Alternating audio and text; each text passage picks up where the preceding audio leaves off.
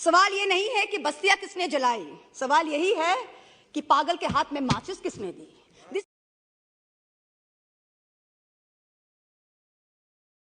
Shrimati Mahua Moitra.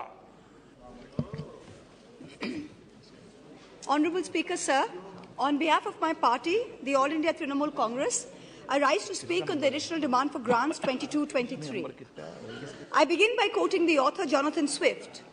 As the vilest writer has his readers, so the greatest liar has his believers. And it often happens that if a lie be believed for only 1 hour, it has done its work. Falsehood flies and truth comes limping after it. This government has us believe every February that this country's economy is going great guns.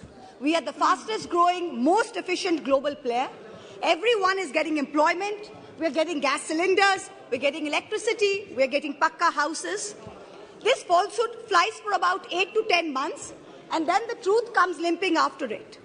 And now we are in December, and the government says it needs another 3.26 lakh crores of additional funds over and above the budget estimate.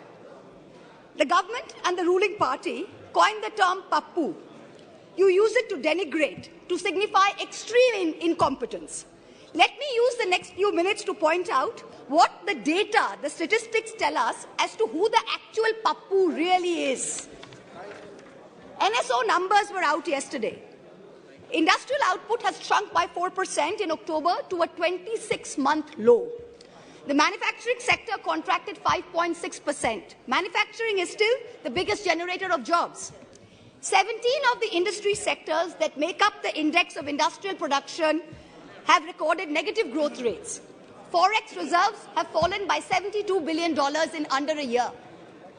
The Honorable Finance Minister yesterday during question hour mentioned how apparently 50% of FII inflows into emerging markets are coming into India. Wonderful. But her colleague, the Minister of State for External Affairs, just last Friday, in response to a question in this very House, stated that almost 2 lakh people, 1,83,741 people, renounced their Indian citizenship in the first 10 months of 2022. This exodus in 2022 takes the total number of Indians renouncing Indian citizenship under this government in the past 9 years since 2014 to over 12.5 lakh people. This year has already seen more people giving up Indian citizenship than any single given year.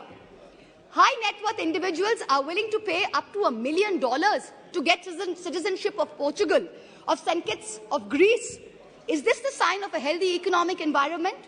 Of a healthy tax environment? Who's the Pappu now? There is an atmosphere of terror in this country with the sword of the Enforcement Directorate hanging over businessmen and high net worth individuals.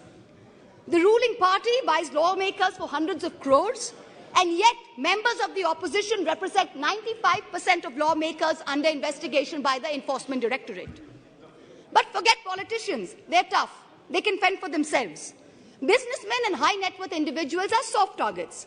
In the monsoon session, in response to a query from my honourable colleague from the JDU, Mr. Rajiv Ranjan Singh, the Finance Ministry informed this House that in the past 17 years, the ED has opened 5,422 investigations under the PMLA, but has convicted only 23 people. That is a conviction rate of a pathetic 0.5%. Since 2011, the ED has launched 1,600 investigations, 1,800 raids, and convicted only 10 people. In the supplementary demand for grants, I see that the government is asking for an additional 2,900 crores to buy land and ready-built accommodation, office accommodation for the Enforcement Directorate. The taxpayers, you and I, are paying for the ED's operations, for their prosecutions, for their investigations, for their foreign junkets. So do Parliament and public representatives have no right to ask this na khaunga, na khane dunga sarkar, who's presiding over the ED, why there is such a pathetic conviction rate of 0.5%? Is the ED's job only to harass people, or is it to actually track down and catch the perpetrators of financial crimes? What is this level of incompetence? Who's the Pappu now? Members of the ruling party continue to spread falsehoods about the benefits of demonetization ad nauseum, with no regard to the actual data. You have not achieved the goals of a cashless digital economy. You have not achieved the goals of phasing out fake currency, even after 6 years of your Dhamaka announcement. Currency in circulation has doubled from 18 lakh crores in November 2016 to 32 lakh crores in November 22.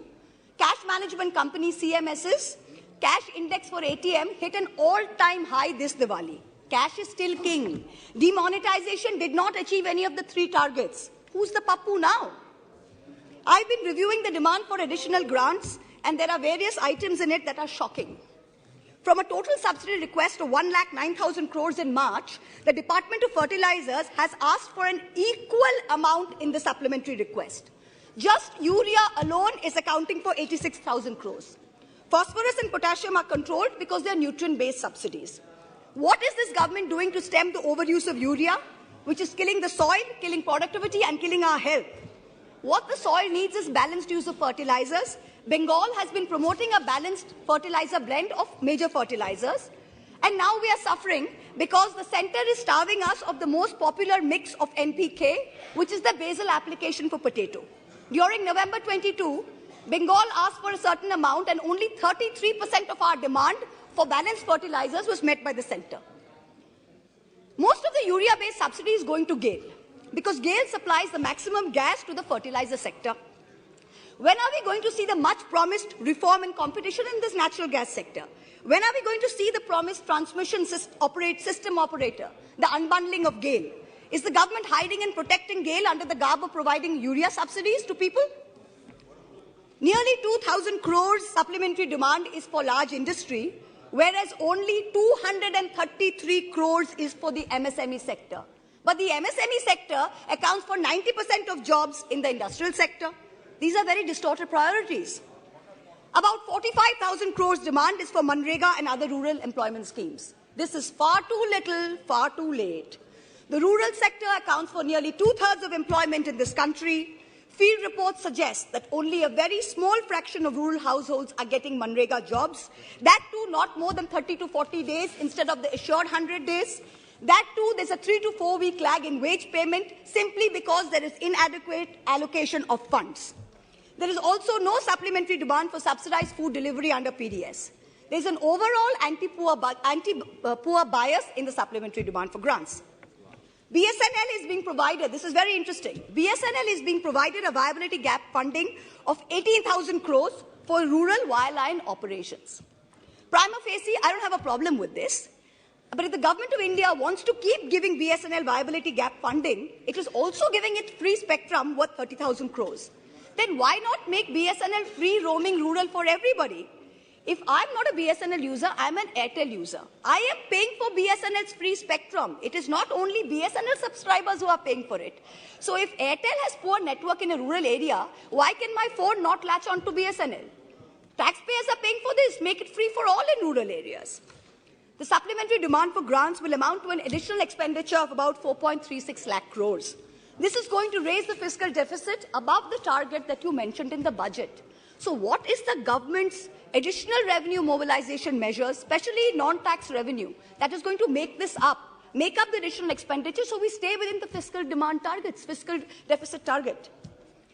The Honorable Finance Minister yesterday stood in this House and she likened us, the opposition, to Videsh ka dushman. And she said, we have Jalan ka bhavna at India's growth.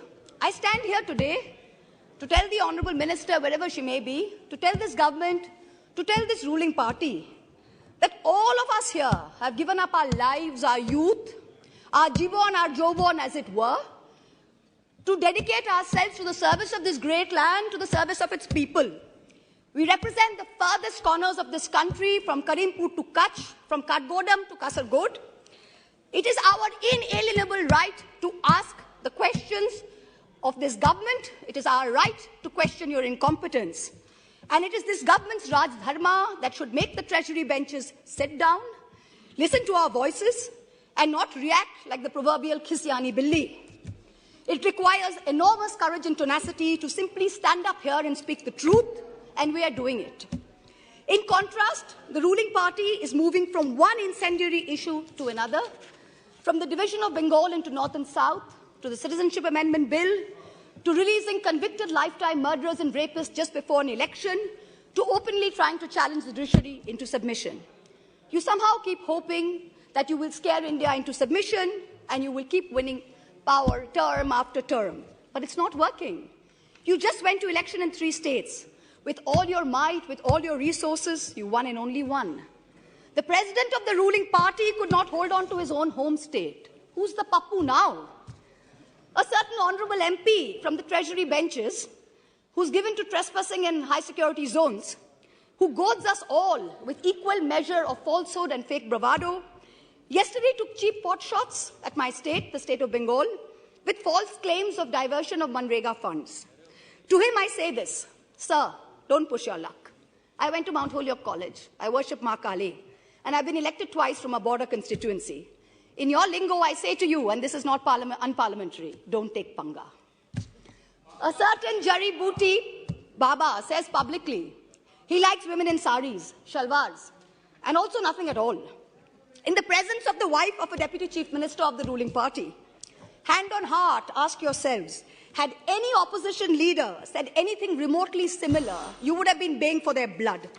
The ruling party does not denounce it. There is no outrage. A convicted murderer and rapist is publicly giving sermons while out on parole, and leaders of the ruling party are listening to it. You do not have the moral clarity to call out right from wrong. Who's the Pappu now? People tell me to keep quiet, to make peace in the name of soft Hindutva. I am Hindu, but I refuse to play soft anything. What this country needs is an elected government which plays hard morality, hard legality, and hard economics. No soft anything. I urge this government and the finance minister to take control of the economy. And I urge the people of India to take control over who they give the reins of this country to. सवाल ये नहीं है कि बस्तियां किसने जलाई. सवाल यही है कि पागल के हाथ में माचिस किसने दी. This is a question that India needs to answer. Thank you very much. Jai Hind.